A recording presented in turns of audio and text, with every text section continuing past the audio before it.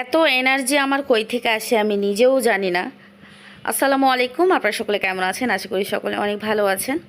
তো আমার এনার্জি আল্লাহ তাআলা কই থেকে যে এই বয়সে এসে এত এনার্জি দিয়েছে আমি নিজেও জানি না। তো আমার ছেলে জন্মদিন ছিল, তো যার উপলক্ষে আমরা তাকে নন্দন পার্কে নিয়ে গিয়েছিলাম। নন্দন পার্ক থেকে ঘোরাফেরা করে সুইমিং করে তো তারপরে আসার পথে মিষ্টি আর কেকের দোকানে গেছিলাম, মানে মুদির মতন দোকান এটা আর কি। তো এখানে সব ধরনেরই সব কিছুই আছে। তো এখান থেকে আমি একটা কেক নিয়েছি, আর মিষ্টিটা নেওয়া হয় নাই কারণ গতকালই আমার ভাইয়া এসেছিল, তো মিষ্টি নিয়ে এসেছিল।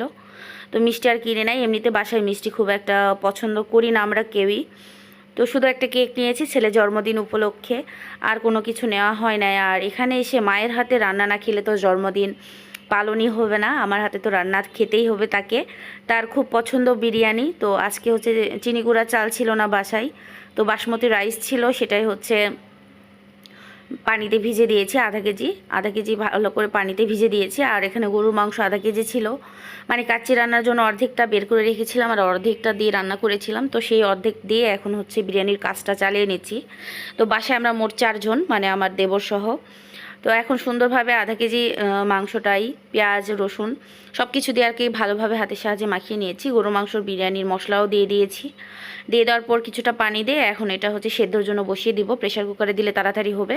এই তো সারাটা দিন এত দাফাদাফি করলাম, জার্নি করলাম, তারপরে বাসায় এসে রাত 9টা 10টা বেজে গেছে। আমি রান্না করতেছি এখন।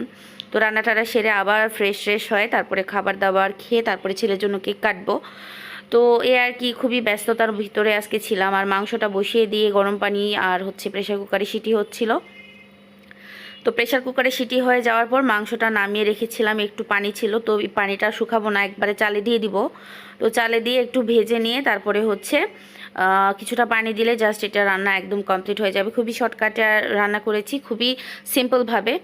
আর জন্মদিন আমি ছেলেকে কিছু রান্না করে খাওয়াবো না তা কখনো হয় না। আপনাদের ভাইয়া বলল যে বাইরে থেকে কিছু খেয়ে যায়, তো আজকে আমি চাইনি যে বাহিরে খেতে। তো অনেক টাকা খরচ হয়ে গেছে এদিকে এমনিতেই, আর বাইরে খাইতে গেলে মিনিমাম আরও 1,500 টাকা খরচ হয়ে যাবে। তো আমি বললাম যে না, বাসায় গিয়ে আমি সুন্দর করে রান্না করে দিব, তোমরা সবাই ওগুলোই খাবে।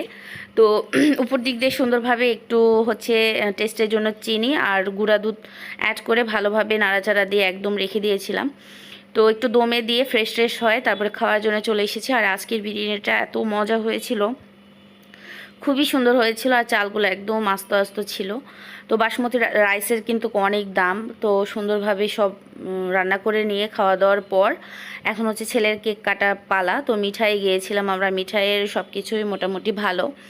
তো এখানে কেকটা আনার সময় একটু নড়ে গেছিলো, তারপরে একটু সরে গেছিলো, তারপরে একটু সাইজ করে নিয়ে তারপরে ছেলে কেকটা খুলতেছে আর সে কেক কাটবে।